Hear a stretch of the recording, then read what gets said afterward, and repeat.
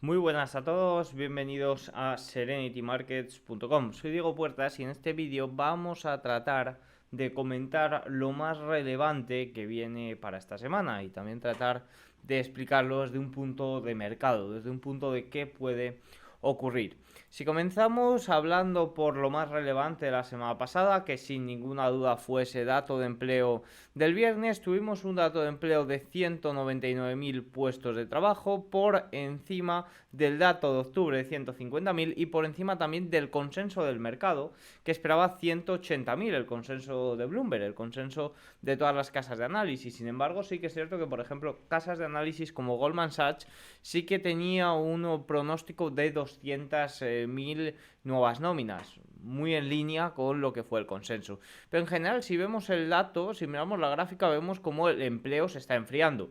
Pese a que haya superado las estimaciones, vemos una caída bastante grande desde el año 2021 del empleo, una caída paulatina. El empleo se está enfriando, eso es algo que todos sabemos. Como suele ser habitual, el dato de empleo fue acompañado de revisiones. En este caso, la primera revisión de octubre apenas no varió, pero sí que es cierto que la revisión de septiembre fue a la baja, como viene siendo habitual, exceptuando julio de este año, que no se revisó a la baja, sino que se revisó al alza. Fíjense cómo hemos visto el dato de nóminas general caer, y si nos vamos a ver por sectores, vemos como la atención médica fueron 77.000 puestos de trabajo de esos 199.000. Vemos como el empleo público fueron 49.000, que es prácticamente un cuarto del total del dato. Y vemos como también el sector manufacturero, en parte debido a la vuelta de la huelga, ha supuesto 28.000 personas. Por tanto, si miramos un poco más en detalle, este es un gráfico de Wall Street Journal, vemos como 47.000 trabajadores manufacturero y de algunos sectores más fueron derivados de la vuelta a las huelgas, 49.000 fueron públicos y otros 77.000 fueron de sanidad. Fíjense en este gráfico como durante el año 2021 estamos viendo las nóminas caer, fíjense. Desde el año 2021 las nóminas tienen una tendencia a la baja, el empleo se está enfriando después de la recuperación post-pandemia y vemos como el empleo tanto de asistencia médica como del gobierno está aumentando considerablemente. Por tanto, habría que preguntarse cómo de qué calidad tiene estas nóminas que se están presentando, estas nóminas tan bajas, pero que siguen superando las estimaciones o siguen sorprendiendo, aunque sea ligeramente, como el viernes al mercado. Un punto sin duda importante, sí que es cierto que las nóminas no era lo más relevante del dato de esta semana, de este mes, sino que lo más relevante, uno de los principales puntos, era el ingreso promedio, los salarios, que fueron por encima de lo esperado. Fíjense que se esperaba un crecimiento del 0,3% y fue un crecimiento del 0,4%, ligeramente superior. Y otro punto que también era importante, incluso más que las nóminas, era la tasa de desempleo, que sí que es cierto que se encontraba en el 3,9%, que amenazaba con superar el 4%, pero que cayó al 3,7%, ya que el número de empleados aumentó en 757.000, cuando el mes pasado disminuyó en más de 300.000 y ahora se sitúa en 161,96 millones. Sin duda, un gran aumento de empleados que hizo caer en la tasa, en la encuesta a hogares, la tasa de desempleo. Este fue el principal punto que impulsó o que acercó, que movió las probabilidades de movimientos de bajadas de tipos de la Reserva Federal. Antes del dato de nóminas se encontraba en marzo y tras el dato de nóminas se encuentra ahora en este momento en mayo. Fíjense que si vamos a verle, nos vamos a ver las probabilidades de bajadas de tipos de la Fed previo al dato también de IPC de esta misma semana y vemos como en este momento es mayo, fíjense, con un 49,4% de probabilidades, lo que tiene más probabilidades para bajar de tipos. Y marzo, fíjense que ha caído a 38,4% cuando previo al dato de empleo era superior al 50%. De ahí que estemos viendo este movimiento a día de hoy en los rendimientos. La semana pasada también tuvimos esos movimientos derivados de las tensiones de Japón. Hoy se están aliviando, pero sí que es cierto que hoy el mercado está sobre todo la renta fija, los rendimientos americanos y los bonos también corrigiendo, están teniendo resaca de ese dato de empleo del viernes. Y también, todo se ha dicho, hemos tenido una subasta a 3 años en el día de hoy bastante fea, que eso también ha impulsado o está impulsando esta última hora al mercado, o sea, al mercado, a los rendimientos americanos a 10 años. Habría que ver la subasta a 10 años, que será en unas horas, hoy lunes 11 de diciembre a las 19 horas española, que sin duda va a ser lo más relevante. Pero bueno, visto ya este dato de empleo y viendo lo que provocó en el mercado, que veníamos de un noviembre con datos económicos bastante débiles y hemos tenido un dato de empleo, bueno, ligeramente superior al consenso que ha provocado esos movimientos. Ya saben, cuando se está descontando mucho algo, cualquier sorpresa puede provocar movimientos en dirección contraria. Tenemos una semana, ahora lo vamos a ver, llena de comentarios por parte de los bancos centrales y especialmente unos datos de inflación que, en caso de que sean inferiores a lo esperado, pues provocaría o iría muy en la línea de lo que ha sido el mes de noviembre en general. Fíjense que si vemos la estacionalidad, vemos como hasta mediados, entre el 10 y el 15 de diciembre, suele haber una corrección, solemos tener un movimiento más bien lateral en el S&P 500 estacional, y es a partir de mediados de mes de diciembre cuando arranca ese rally de Navidad. Veamos un poco algunos puntos que han sido catalizadores del rally de Navidad. Pues si nos vamos a noviembre, evidentemente tenemos las recompras, unas recompras, por cierto, que se acaban o que entran en ventana cerrada ya a partir de hoy. También tuvimos a los CTAs que tuvieron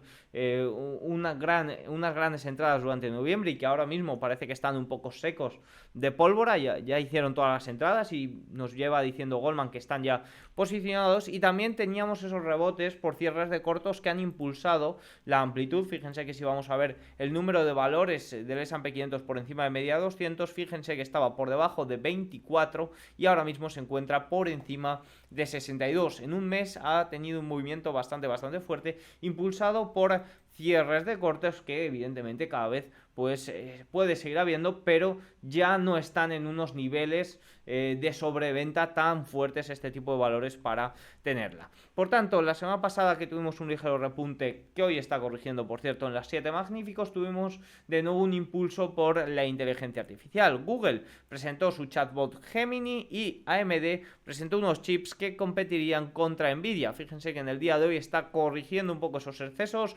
Google ya está casi por debajo de ese subidón debido a la publicación de Gemini, y Nvidia también más o menos en esos niveles. Por tanto, la semana pasada tuvimos ese catalizador que de momento parece no muy fiable. Pero fíjense que si nos vamos a noviembre, vemos como aparte de los catalizadores mencionados, recompras, CTAs, cierres de cortos y demás, tuvimos inyecciones por parte de los bancos centrales. Aquí tienen los balances de los bancos centrales. Fíjense aquí, el rojo está la Reserva Federal, si hacemos mención a Estados Unidos, que sin duda fue uno de los puntos importantes que movieron el mercado en noviembre. Fíjense que fue el tercer aumento mensual más grande en lo que va de año. Curiosamente, los otros fueron enero, fue marzo y fue también y ha sido noviembre. Claro, todo coincide con los mínimos que se han logrado en el año. Por tanto, esto es un factor muy importante y un catalizador que de momento parece que puede seguir impulsando o tener ese sesgo alcista al alza. Y luego, si nos vamos a ver un poco más fontanería de mercado, como hizo José Luis en el vídeo de reflexión del domingo, que os recomiendo que lo veáis, pues tenemos como las reservas del Banco de la Reserva Federal han aumentado. Fíjense que están en máximos desde abril, y eso, como podemos ver en este gráfico, va muy ligado a lo que hace la capitalización del mercado. Fíjense que tenemos en verde la capitalización del mercado y tenemos en rojo las reservas de la Reserva Federal, como cuando aumenta se beneficia también el mercado, y todo eso compensando la caída del balance de la Fed debido a la caída de las repos, que dicen que es lo que está compensando todo. Sin duda esto es algo a vigilar, que de momento puede ser el que respalde realmente ese movimiento al alza de cara a final de año y de cara también a inicios del año que viene. Dicho esto, ¿qué tenemos importante para esta semana? Pues lo que va a mover el mercado. En China vemos como el viernes tendremos datos económicos muy importantes. Comentaba Hartnett esta semana que China China era el único activo de riesgo que no había tenido buen comportamiento durante noviembre, porque si vemos bonos de alto riesgo han tenido un comportamiento espectacular, small caps también, empresas y beneficios también, pero China sigue bastante rezagada. Fíjense que si nos vamos a ver el Hansen o si nos vamos a ver, por ejemplo, el KWEB, el ETF KW que es de referencia de las acciones tecnológicas chinas, vemos cómo se encuentra en un rango lateral bastante claro sin salir. Alibaba, fíjense que toca de nuevo $70, pero es que si nos vamos a ver el Hansen es todavía peor que el KWEB. Fíjense que 0,81 en el día de hoy, mínimos anuales, mínimos desde noviembre de 2022, en una tendencia bajista, concretamente durante el mes de noviembre, desde el 23 de noviembre, bastante fuerte. No termina de levantar cabeza. Veremos si con estos datos de esta semana, que se esperan bastante positivos, fíjense que el dato anterior fue un 7,6 en ventas minoristas y se espera un 12,5, producción industrial también se espera superiores, precio de la vivienda, sí que es cierto que la recesión inmobiliaria no tiene mejora a corto plazo. En Europa también tenemos decisión de tipos el jueves, comentarios por parte de Lagarde serán relevantes. En Reino Unido también tendremos Producto Interior Bruto el miércoles y el jueves también decisión de tipos y comentarios por parte del BOE. Y en Estados Unidos tenemos como plato fuerte la inflación al consumidor de mañana martes. Se espera un dato interanual del 3,1% por debajo del 3,2% que tuvimos el mes anterior. También tendremos la inflación del productor el miércoles y comentarios por parte de Powell tras la decisión de tipos de interés.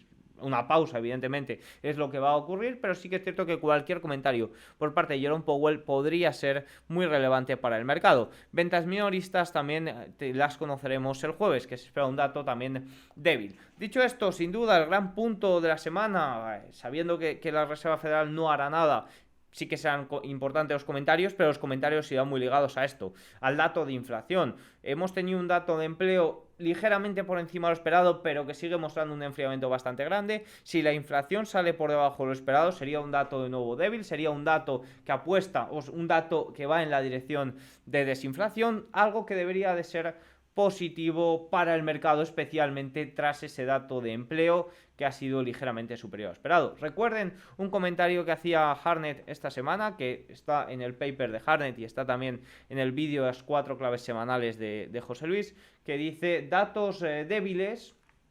Datos débiles son positivos para el mercado, pero ojo, porque esto puede cambiar si los datos económicos son realmente malos. En ese caso no sería positivo para el mercado. Así que nada, con esto me despido. Espero que os haya gustado el vídeo. Si es así, hacedmelo saber con un like, un comentario y nos vemos la semana que viene. Chao.